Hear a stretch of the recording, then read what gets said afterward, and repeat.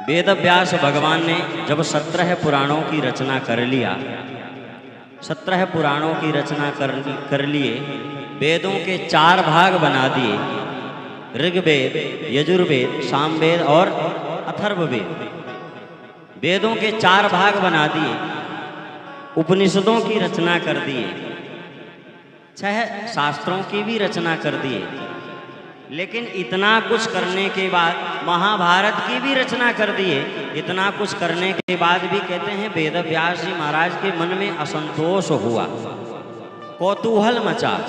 कैसा? उन्हें ऐसा लगा कि मानो आज तक हमने कुछ किया ही नहीं है, उनके आत्मा को संतुष्टि नहीं हुई। बात समझ में आ रही है कि नहीं आ रही है? हाँ, बात समझ में आनी चाहिए, जो हम बोलें वो बात समझ में आए। कहते हैं वेद व्यास भगवान ने जब 17 पुराण, 6 शास्त्र, उपनिषदों की रचना कर दिए, महाभारत की रचना कर दिए, 4 वेदों की रचना कर दिए, फिर भी उनके मन को शांति नहीं मिली, उन्हें संतुष्टि नहीं मिल रही थी।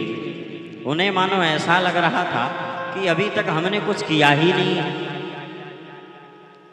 तो इसी से दुखी होकर के सूत जी महाराज कहते हैं, एक बार की बात है, द्वापरे समनु प्राप्ते तृतीये युग पर्यये जातः पराशरादि योगी वासव्याम कलया हरे। कहते हैं इस वर्तमान चतुर्युगी के तीसरे युग द्वापर में महर्षि पराशर के द्वारा वसु कन्या सत्यवती के गर्भ से भगवान के कलावतार योगी राज वेद व्यास जी महाराज का जन्म हुआ था। वही वेद व्यास भगवान एक दिन सरस्वती नदी के किनारे अपने सम्याप्रास आश्रम में सूर्योदय के समय संध्या वंदन इत्यादि करके बैठे हुए थे। बड़े दुखी थे, मानो ऐसा लग रहा था कि उनका मन बहुत भटक रहा है, विचलित हो रहा है, असंतुष्ट से बैठे थे। और भगवान की ही प्रेरणा से वेद व्यास जी महाराज के पास में श्री नारद जी महाराज का आगमन होता है। नारद जी महाराज ने वेद व्यास जी से प्रश्न किया। क्या? बोले महाराज, आपके शरीर एवं मन दोनों ही अपने कर्म एवं चिंतन से संतुष्ट तो हैं। इस समय आप ऐसे दिखाई पड़ते हैं जैसे आपको कोई बहुत बड़ी चिंता सता रही है। वेद व्यास जी ने कहना प्रारंभ किया, नारद जी, मैंने 17 पुराणों की रचना कर लिया, 6 शास्त्रों की भी रचना कर लिया, अनेकों उपनिषदों की भी रचना कर लिया, महाभारत की भी रचना कर दिया, एक वेद ऋग्वेद को 4 भागों में बांट दिया, परंतु फिर भी ना जाने क्यों मेरे मन को शांति नहीं मिल रही है। मेरा मन बहुत विचलित हो रहा है, मुझे स्वयं को संतुष्टि नहीं है।